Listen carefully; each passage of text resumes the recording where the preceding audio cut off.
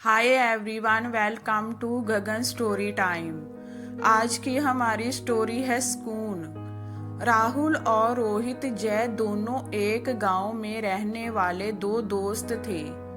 राहुल एक साधारण से परिवार का लड़का था और रोहित की आर्थिक स्थिति उससे थोड़ी बेहतर थी। रोहित का परिवार एक बड़े अच्छे घर में रहता था जो शहर से थोड़ा दूर लेकिन एक सुकून भरी जगह पर था। राहुल का घर रोहित के घर की तुलना में छोटा था, इसीलिए वह हमेशा उसके घर से बड़ा घर लेने के सपने देखता था। समय बीता, राहुल और रोहित दोनों बड़े हो गए। राहुल अपने सपनों का पीछा करते करते एक प्रॉपर्टी एजेंट बन गया। उसने अच्छा खासा पैसा कमाया और शहर में जाकर एक बड़ा घर लेकर उसमें रहने लगा। जब समय का पहिया घूमता है तो सब उलट पुलट कर देता है। जहां पहले राहुल रोहित जैसी जिंदगी चाहता था, अब रोहित को राहुल की तरह जिंदगी जीने की चाहत होने लगी। रोहित को लगने लगा कि राहुल कितना लकी है जो उसको इस गांव से दूर शहर में सारे ऐशो आराम और सुकून की जिंदगी मिली है। ऐसे विचारों ने अब रोहित की नींदें उड़ाकर रख दी थी। उसे अब कुछ भी करके राहुल की ही तरह शहर में जाकर बसना था। काफी दिन परेशान रहने के बाद आखिरकार एक दिन रोहित ने अपना मन बना ही लिया और उसने अपना गांव का घर बेचकर उससे जो पैसे मिलेंगे उनसे शहर में घर खरीदने का सोचा। क्योंकि राहुल एक प्रॉपर्टी एजेंट था तो रोहित ने राहुल को ही फोन लगाकर कहा कि भाई मेरा घर बेचना है, तो कोई अच्छा सा ग्राहक हो तो बताना। अचानक रोहित का ऐसा फैसला सुन राहुल को बड़ा आश्चर्य हुआ। राहुल ने रोहित से पूछा कि क्या हुआ, कोई परेशानी है? पैसों की कमी की वजह से तो तुम घर नहीं बेच रहे हो ना? रोहित ने राहुल से कुछ भी नहीं छुपाया और उसे सारी बात सच सच बता दी। राहुल ने रोहित को समझाने की काफी कोशिश की। वो उसे कहता रहा कि शहर से अच्छा गांव ही होता है, लेकिन रोहित है कि किसी भी बात को सुनने के लिए तैयार नहीं था।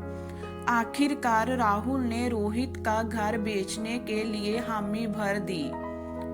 रोहित ने सोचा, जब तक घर बिक कर मेरे पास पैसे आते हैं तब तक शहर में रह रहे अपने रिश्तेदारों के पास रहकर वहां के लोगों में घुल मिल जाता हूँ तो आगे का जीवन थोड़ा आसान हो जाएगा।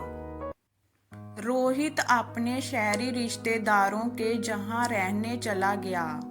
उनके साथ रहने पर रोहित ने महसूस किया कि शहर की भागदौड़, पोल्यूशन और शोर में वह उस सुकून को कभी नहीं हासिल कर सकता जिसके लिए वह गांव छोड़कर जाने वाला है।